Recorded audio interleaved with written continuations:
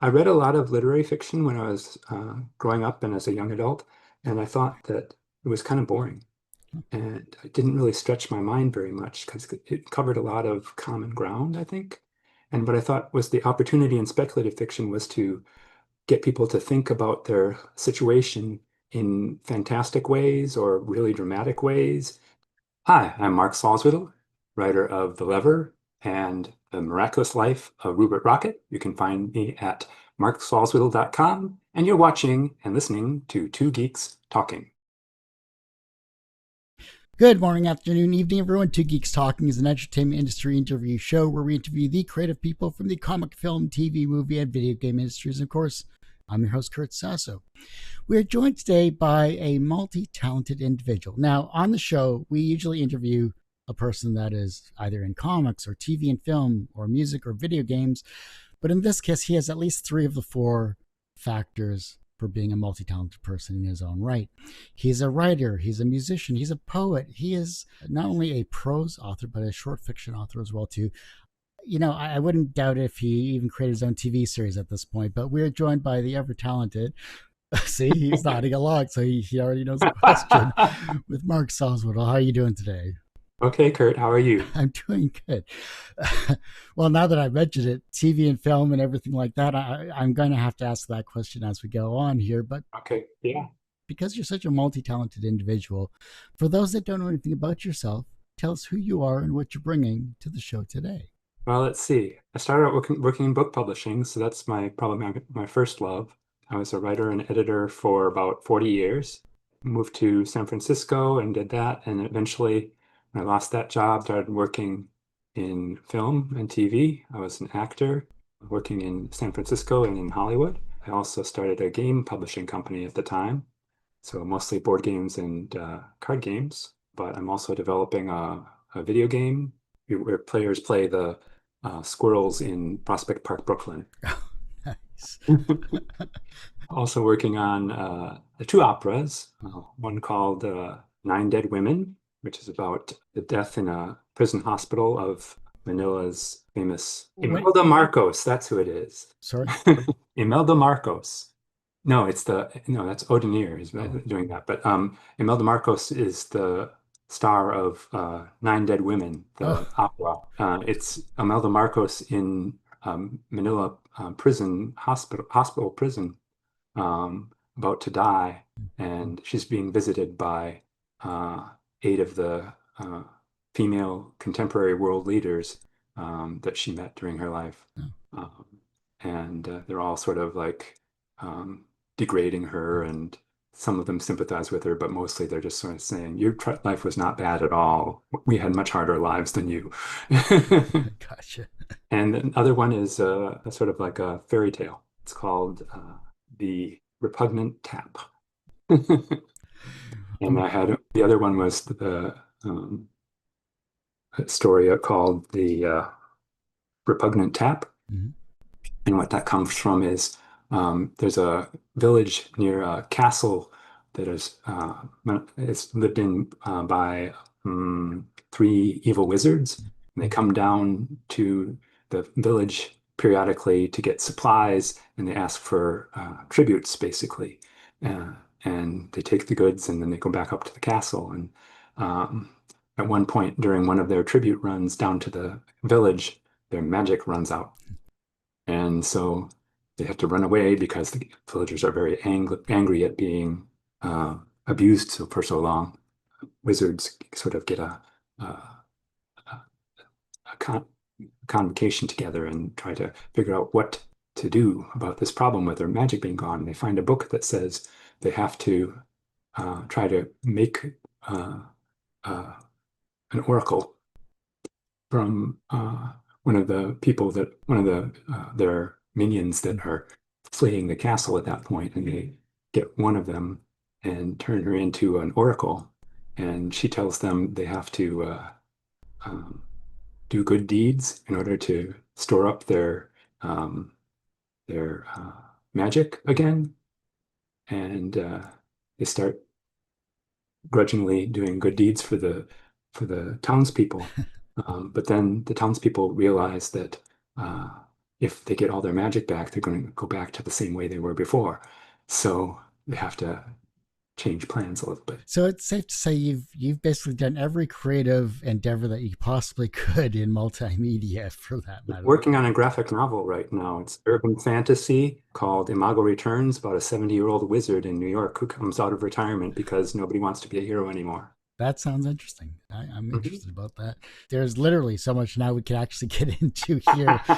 It's hard to pick and choose at this in this case, but you originally wanted to talk about the Lever and the Miraculous Life of Rupert Rocket, Rocket. Yeah. which is both amazing titles. I do love them here. When we're looking at both of those books, what do these books reveal about yourself as a writer that a single short story couldn't? Oh, gosh. An example, the Miraculous Life of Rupert Rocket, my more recent novel, he has my birthday, which is December 25th. I wanted that to be something special in my life because a lot of times it would get far into the day before people would remember that my birthday was on Christmas Day. And then he also is multilingual, as I am. Grew up in Wisconsin, like I did. Had German ancestry. What else? I think one quotes that people like from the book is boyfriend and eventual husband, Arthur, says at the end of the book when he's complaining that his life was just too chaotic built because he was both blessed by one Irish fairy and cursed by another one. His whole family was. Arthur says to him, being normal is overrated. Everybody has their ups and downs. You just had more interesting ways of dealing with them. Sounds like a family reunion you just don't want to attend. hmm Yeah. Always a funeral that's happening, I Yeah, guess. yeah. Because you've done everything, you've written time travel, you've gone warp highways, Irish fairies, as you just mentioned, African gods. What pulled you towards speculative fiction that your main language instead of staying behind realism? That's a good point.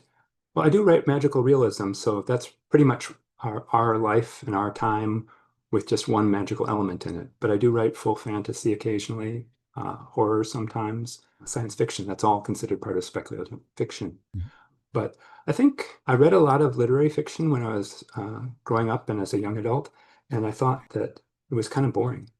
And it didn't really stretch my mind very much because it covered a lot of common ground, I think. And what I thought was the opportunity in speculative fiction was to get people to think about their situation in fantastic ways or really dramatic ways, to reflect on their own lives in a way that could maybe see, I don't know, maybe it's most instructive for me to tell you about a essay I wrote for medium.com. It's called Why Science Fiction is a Good Defense of Democracy. And the idea behind it was that a lot of people who are interested in science fiction, if just on the level of watching sci-fi movies, for instance, Mhm. are exposed to the idea of concepts that are not well accepted, I guess, in our current time. And so when they see characters that are happy to be around people of different races, different religions, different sexual orientations or gender definitions, there's always a chance for them to feel a little bit more comfortable with those distinctions in their own lives. They're sort of modeled through the literature. I think one of the things that's also possible is you can get people more comfortable with technology. I just was in this morning was debating whether or not AI was stealing artists' work. Mhm. Found myself on a fairly liberal position on that, just because you look at pagers and record stores and everything else that's gone by the wayside as technology has developed, and holding on to AI as being this horrible scourge is not stopping anybody from using artists. It's just they're choosing a different artist. Mhm. They're losing the job to someone that could do it cheaper. And if they're willing to, people really want quality work, of course they're going to go to a human, Sure. And for all my book covers, I always use human artists. But if I'm just creating like mock-ups and things like that, all the art I need, I don't have the money for Okay. that. People forget that I work for like years at a time without any pay when I'm doing this writing. I could spend like months and months of time working for no pay at all. And I don't know. it seems a little silly to me to be worried about somebody that's just able to help you make better artwork. Mm, I know on my own attempts at working in Illustrator, certainly Illustrator has helped me to make my graphic better than my freehand drawing. sure. So it's all a continuum. One of the things I hope too is that people will become less afraid of technology and that they'll be able to consider other forms of government and economic organization than they're currently familiar with. It's just a view on the future that makes it less scary, I hope. Which is usually something that science fiction, as a fiction, doesn't always touch on. We usually go past the space fantasy into the cyberpunk nowadays. I mean, that was very popular in the 70s and 80s too, but now it's making a resurgence here. Hmm.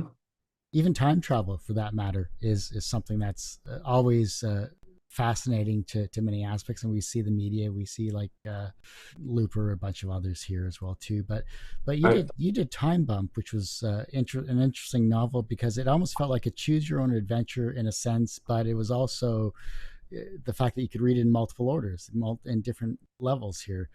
What mhm. did you learn from writing that book that helped with composing music? Music. Hmm. I haven't really explored that connection, Oh, but I'll try to answer your question. I think Time Bump was at first a very linear novel, and then I thought about how there were so many overlapping timelines because he would visit himself in times that he was already in. There was all these paradoxes, and it seemed to make more sense to offer people the option of reading it in order where all of the events that happened at the same time, all those scenes or chapters are together, so that you can see all the different versions of that one event when different versions of Miguel, the character, entered that event. There's some cases where he was at the same event three times, and there's three of them there. So, as far as my music, how does that relate to Time Bomb? I think for my music, I think part of what Time Bump does is it does a theme and variations, and that's a fairly standard convention in music as well. You think of musical works like Peter and the Wolf. mhm. The characters all have their own theme, Yeah, and they sometimes combine when there are two of the same characters there, different characters there. I mean, right. I think it's all part of a process that's made me more daring or experimental in my work, both with music, trying things that are atonal or half tones, trying things that are maybe a little bit more odd as far as chord progressions, things like that. I'm not sure I could trace anything else. It's also a matter of, I think, your mood at the time too when you were writing it versus when you say compose a new score or a new works for whatever the medium is, even if it's just for yourself rather than for the public here. How does that creative mood inspire you when it comes to writing versus art or music for that matter? I used to do classical clarinet. It was my Oh, cool. background. So Nice. picked that up from my mother. So Oh, I'm always nice. fascinated with a person that writes music as well as composes and is able to showcase it as well. Clarinet is a very versatile instrument, so that's a good one to have learned. I guess when I think about approaching any work, whether it's music or poetry or writing or graphic novels even, I think part of what I do is try to put myself inside both the character's mind and the audience's mind Hmm. and try to get some sense of how they're going to experience it. I think some people are more able to visualize things. Some people are more kinesthetic. There's all sorts of different ways of perceiving art. So I have to sort of see what things are important. I'll give you an example just from the graphic novel that I'm working on, Imago Returns. We're trying to break the frame a little bit with the speech bubbles Mhm. to try to break up the rigidness of the frames. And we're also trying to do frames within frames. We're trying to make sure that there are natural story breaks at the turn of a page, things like that we're considering. So I think a lot of it is situational, Kurt. Hmm. There's just depends on what the intention is, and it usually comes up with some unique hopefully, as I go along, more unique way of solving the issue. Graphic novels, you have page limitations, you have frame limitations, as you just mentioned here, but the story has to float. Obviously, you're a very accomplished writer, from short stories to, of course, your prose novels here. Why the jump into the graphic novel scene? Is it just another creative avenue you wanted to try your hand at and succeed? I guess it was sort of a reaction to a rejection in a way. A friend of mine does the sort of thing you're talking about with write your own story Mm. sort of things. There's a couple of publishers that do interactive novels. Oh yeah, And so you go a certain ways into the novel, and then it offers you a choice. Does this happen or does this happen next? And then the writer has to count for both of those paths that they choose. And as it keeps branching, you have to keep writing more materials. sure. Hopefully you can get them to join up again at some point. But that was something that I thought I could do. I've written video game scripts before and things like that, so I know the process. They said, nope, you don't need any more people, but if you want to just make it yourself and then send it to us, we'll consider it at that point. I'm like, nope, I don't feel like I can do that. So from there, I thought, well, I do want to do some sort of graphic sort of interface. I want to collaborate with an artist in some way. Sure. I started looking at the requirements for a graphic novel, Mm. and most of them require that you come to the table with a graphic artist and a writer. So I tried to find a graphic writer for about a year and a half, Oh, and finally I got really serious about it. Came down to two people, one from Pakistan and one from Brazil. okay. And I took the one from Brazil, and he's been a fantastic artist. Paid him to do the proposal work, Nice. but he's committed to doing the full book once we get it contracted. Nice. And he's done some fantastic work. I'm really pleased with it. It was really sort of just wanting to expand into different types of media. I've been doing that through everything, as you know. Yeah. I do poetry, I do film scripts and TV pilots and all sorts of that stuff. So all of that's part of a expansion, I guess, in my art expression. But it also gives you a variety too. You're not stuck in one creative mode. You have flexibility to go from your entire range. What is it about a good poem that can set your mood to have a better day than when you woke up? Hmm. I think it clarifies things, helps me to get a better sense of what I'm experiencing. One poem that I did, it was called The Body I Vacated. It was a dream I think I got about imagining what would happen to my husband when I die, and just thought about how sad that must be. And I got the inspiration at that point when I was writing to think, well, maybe my mind is showing me this to be more in the moment and to enjoy every day as it comes, knowing that at some point it may come to an end. And the poem is actually expressing distress at why I had to learn this lesson by seeing my husband's grief at my dying. There must be some other easier way to make me more appreciative of every day. Interesting. I like that approach. For me, it was photography and painting when I went back to school from 20 years in the IT field, because why not try something different, right? Hmm.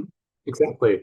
It's not something I said, I can't do this. It was something that said, how can I challenge myself? How can I take Hmm. that step forward into a creative field that I really had no knowledge of since I was 8 years old?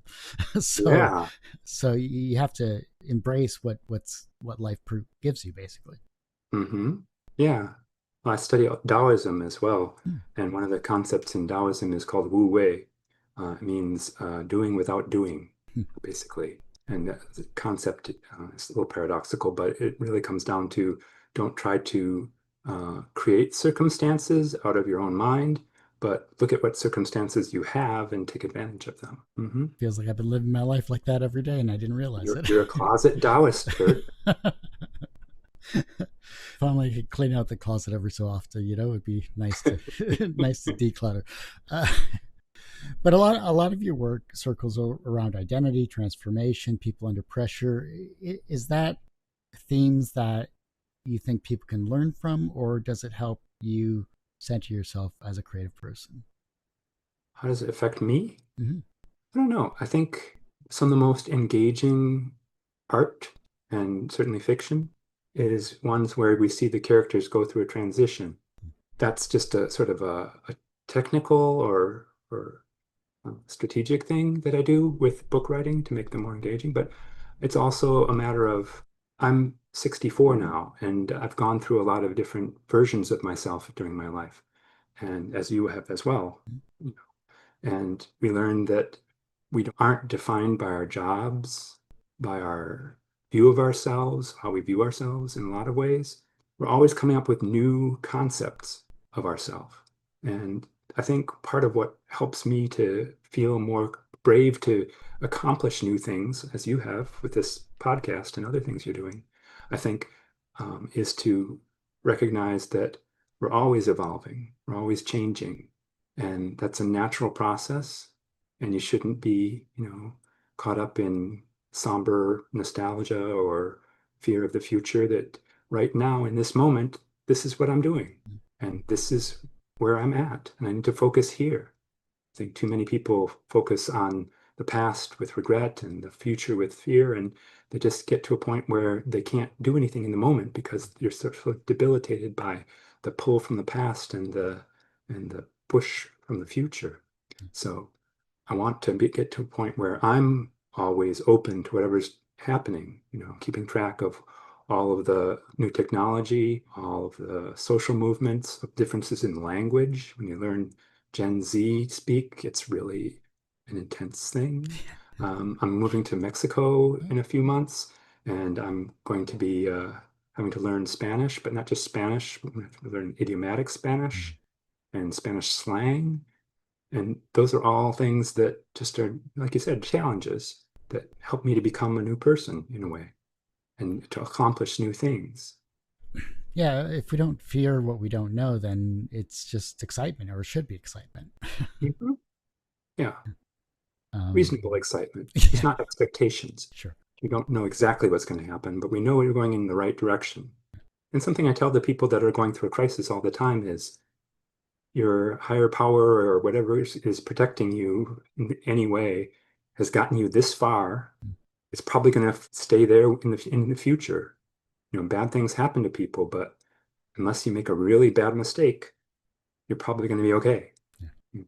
There's not anything that's going to derail you, so just move bravely into the next day. You've done so much in terms of stories and prose, poetry, operas now. When you're stuck on either a story problem or maybe your opera isn't quite coming together, how often do you find a solution when you're working in other mediums? Like, eureka, finally I can go back to this problem I was I don't know exactly how it happens, Kurt, because I think I do a process which is sort of called pre-writing, having. which means my cantata Tao Te Ching, based on the Tao Te Ching from Taoism, has been growing cobwebs in the corner quietly because I haven't finished the last song of it. Okay. It was a little bit too weird, I think. So I'm trying to find a better way of ending the cantata. A lot of times when I write a novel, I'll just write the title, the main characters, and then maybe an outline of the first couple chapters or something, and then I'll leave it. And what ends up happening is my subconscious will take that material that I started with and sort of consider it a problem that it has to solve. And I start to get over months sometimes when I'm not working on something, I get ideas of how to continue it. So I guess something in that process is drawing from other things I'm doing and coming up with solutions from other things I'm doing, but I'm not conscious of the connection really. But when you're working on these Tana, on these operas, on these novels, and you've done the pre-writing, how does that help you when you're trying to manage your structure of these as you're going along the process? I think it means that where before I just had the beginning and maybe the first couple of chapters, now I know where the whole story is going. Or now I know that I need one more character in there. Or now I know that it has to switch settings. Or I have to have a different narrator or something else comes up as a solution to a problem that was holding me back in the initial inspiration. So then, if a reader, say, binge reads all of your work in order from novels to stories to poetry, and then listen through your music, Uh-huh. what patterns or obsessions do you think they'd spot that you didn't consciously plan? Hmm. Well, I think you're talking about themes. Yeah, I guess one that I've noticed occurring regularly is the idea of um, what is leadership? Hmm. The idea of are leaders chosen or are they just sort of destined to a position? What happens when a leader falters and doesn't live up to his or her expectations? Things along that line, I think. Also, I think I've also focused on the idea of uh, really radical transformations where people go through really traumatic sort of circumstances and have to somehow put their lives together again after that. Operas, the only operas I've seen is the Phantom of the Opera. So I don't have. Okay. I saw it 3 times. It was. I Wow. mean, it was that good. So it wasn't back to back, but it was over a span of a few years. Up in Toronto. So Uh-huh. what is it like writing an opera and creating a piece that spans an hour, spans 2 hours, that keeps people engaged, whether it's musical, whether it's acting, or whether it's just something you wanted to talk about through an opera? I started in theater when I was 7 years old. Did my second theater appearance at 9. Then at I was at 11. Fast forward to high school, I did several plays and musicals in high school. Had the lead in one play, All My Sons. Then I went to college and I was a theater minor there. I took a directing class, so I have a good idea of what needs to happen visually to keep and aurally to keep people's interest on the stage as well. It's similar to what you do in book. There are cliffhangers, there are points of great drama, there are needs for exposition. There are all sorts of things that you have to combine there. And I think with the operas, part of it is not to let it get bogged down. You have to keep moving, is the idea. If there's any sort of dialogue that has to happen, it has to happen quickly or in a recitative. It has to be, and you had that in the Phantom of the Opera too. Certainly, people are giving a lot of exposition through song in that. I think the idea is you also have to make sure that you're using your characters well, that you're not preferring one to the detriment of the others, that you're making it an ensemble project, and that you come up with an ending whose resolution is earned. If you haven't set up the stakes sufficiently beforehand and shown what we call trial and fail cycles before then it's harder to make the ending feel Mm. satisfying and earned. In terms of books, TV, film, music, and video games, is there one of each of those mediums that you think a person should read, watch, or play through? It's one. Ah, I don't know. I think the different formats of creative work are just for different people's ways of operating in the world, their preferences. I have a writing group that I go to. I go to a couple of writing groups, and one of them, the leader of the group, is a wonderful woman in her 70s, Lujaira. I've been reading her script for my graphic novel. Every time I go there, she said, "Do you want me to read from my latest manuscript, or do you want me to read from the graphic novel script?" And she says, "Always, I want to hear about Imago." It's like all this stuff because it's kind of humorous. It's sort of whimsical and humorous. It's got its poignant moments as well, so it's serial comic. But I think that's sort of what I think of. She said that here's the script, but she can imagine what it would be like seeing the images, and she thinks that it would be even more effective as a visual medium. Mhm. So I think that's the success is getting somebody that's used to reading books looking forward to a graphic novel because you've made the script so expressive and so open to visual representation that somebody who doesn't usually has never read a graphic novel before will read this graphic novel. So that's one effect, I think. But otherwise, I think some people like to they don't have the same mindset or expectation when they approach a graphic novel as they do a novel. Sure.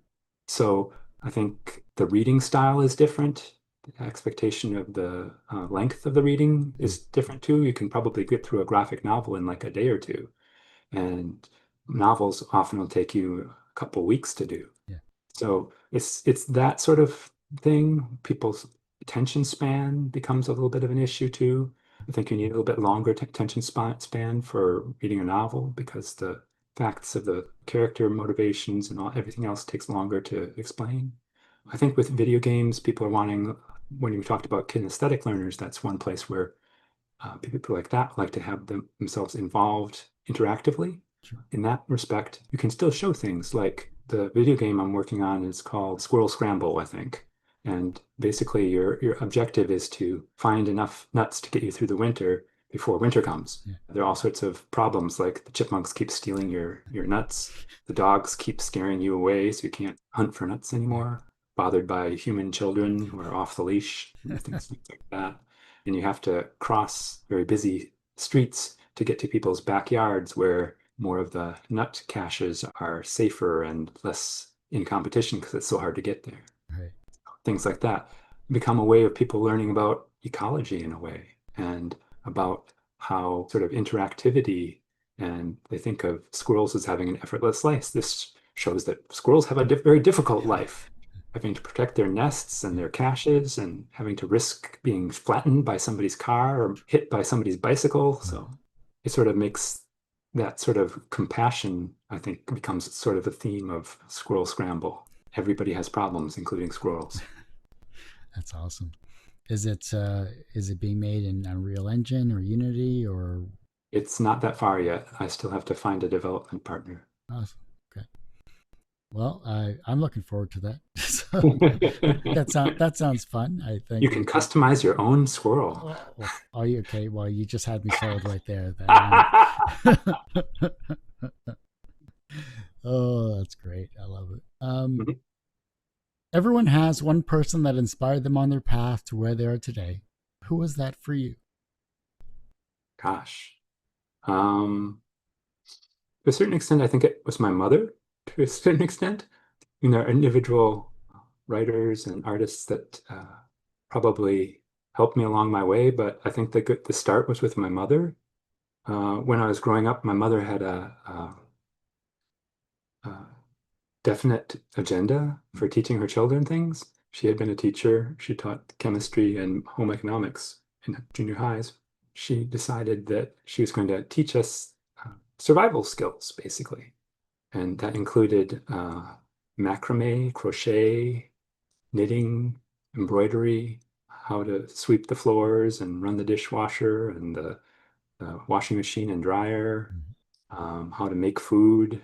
And she also encouraged us to try a lot of different avenues of expression. So we were given tennis lessons and swimming lessons, archery lessons, and cross-country skiing lessons. And we were encouraged to audition for shows and to participate in orchestras. I was in a radio show at one point. I was helping with the high school yearbook and tickets for the dances, and I worked in student government, and I traveled to do speeches and debates. So it was really much opening me up to the idea that I was not just to be a child, I was to be a learner, I think, very early on. And that set me off on the path of doing a lot of different things to expand my thinking and my worldview. From a professional standpoint, you have been an author, a writer, a poet, a musician. You don't have to list all of them. You've done a lot. Yes. So, from a professional standpoint, you are successful. Do you consider yourself personally successful? Well, then it comes all down to expectations to a certain extent. At one point, I expected that I would have my first novel published at 60. I mean, at 30. I didn't actually get it published until I was 61. So that becomes an issue of what do we consider as success? If I think about what I expected, I'm not where I want to be. But if you think about where I am actually, I'm able to do a half-time job right now that allows me enough time to do my creative work at the same time. And sometimes it's a struggle to manage all of that, but I think the main thing is getting to the point where you can really think of the types of things you want to do and just look at the moment and say, I'm doing several things that I wanted to do. I mean, there are a lot of things that are crossed off my bucket list, and there are a lot of things that I've tried and decided I didn't want to do, but there are a lot of things that I do want to pursue, and there's several that I have in development that are not in fruition yet. I think that's true of all artists to a certain extent. We always think, yeah, I'm doing okay. I'm doing better than many, but I'm not where I could be. And I think that expectation gets in the way of realizing success that's happened. I mean, I had a huge feeling of success when both of my novels came out. It's sort of like, oh my God, I have a printed book. It's going to be in bookstores and libraries, and oh my gosh. But the idea that that was the end of the process was never part of my worldview. That was just a success. I've had some successes. I would not necessarily call myself successful just because I've had some successes. For me, success is being really at the top, and that's sort of some of my other influence from my mother coming through, where talking about perfectionism, something that she had that she tried to inculcate into my consciousness, and I'm trying to resist that. So, yeah, I guess I'm successful. I've done a lot of things. I know a lot of things, but at some level, it's not quite satisfying enough. That's what keeps me going, though. They did a study recently about children. They're all given the task of doing some artwork in a certain time of the day. And some of them were given a reward, and some of them were not. At some point, they took away the reward from the group that had been getting it. The children that had been receiving no reward just kept on drawing the same time. They had not had any change in their interest in drawing. But all of the kids from the group that had been rewarded didn't want to draw anymore. And I think that's part of what enters into my awareness about success as well, is that I'm aware that the more I get compensated for my artwork, the harder it gets for me to motivate myself to do the artwork because I'm used to being compensated for Honestly, that entire answer is, it feels like it's just set up the documentary beginning, so I appreciate it. that. I'm happy to provide. The reverse of success is failure. How do you deal with your failures? At one point, when I was living in San Francisco, where I realized I was having a really lousy day and tried to figure out where it had begun. I traced back through my entire day and found out that the only thing that could possibly have been negative that day was that I had gone to my post office box and picked up a letter, and it was a rejection on a story I had submitted. And that used to be the way that I handled rejection. It's sort of like, this is a comment on me personally. And now I think I have evolved to the point where I don't think of it as a comment on me personally. I've talked to enough editors, they've given me enough feedback that even when they're rejecting me, sometimes they make it clear that we really liked your story, but we couldn't fit it. It was longer than we had space left. It didn't fit the themes that we're looking for right now. We'd like to use it some other time, but we can't now. It's not always this is crap. And I think that was my assumption before. A lot of times it's just a bad fit. So I think of it more as critique on the individual piece of art at that moment for that audience. And that's all it is. So it's not really a bad thing when I get a rejection or have a failure. Also, I think I learn from my failures more than anything else. And that's a sad fact about how humans are, I think, to a certain extent, that as much as I've tried to advise my nibblings, my nieces and nephews, about things to avoid during their lives, some of them have experimented with drugs. They've had overly controlling boyfriends and things like that. So I wasn't able to, save them any sorrow. They had to experience it for themselves and make their own mistakes. And that's something I realize as well, is that failure is the only way we learn sometimes. So it is helpful in that way. I know that when I was developing my first novel, The Lever, I had failure after failure at trying to make the dialogue between alien AI entities, sentient entities, relatable because there's no body, there's no voice characteristic, there's no place, so it's just dialogue and how to make that dialogue interesting and engaging for readers. And I struggled with that for a long time. I went through like four major revisions before I finally worked with a professional development editor. And she gave me some hints of what I needed to do to try to make that short enough and use more summary and not so much raw dialogue that it's finally has the right balance, I think. And that's why it's done so well. It's gotten 5-star reviews over and over again. The younger generation is looking at your work and they're becoming inspired to be creative in their own way. How can they inspire the generation that follows them? I think if you have sort of a formula for how you produce your art, then it becomes harder for people to see how they fit into that sort of model. I think if you do enough experimentation, people can be inspired by your experimentation to experiment themselves. What I mean is, if you think of writers like Kurt Vonnegut or William Gibson, they've tried very radical ideas and very different styles of communication in their written works. And you find that when I see that sort of creativity and that sort of breadth of style, that gives me more permission to experiment myself. Even the idea of fan fiction.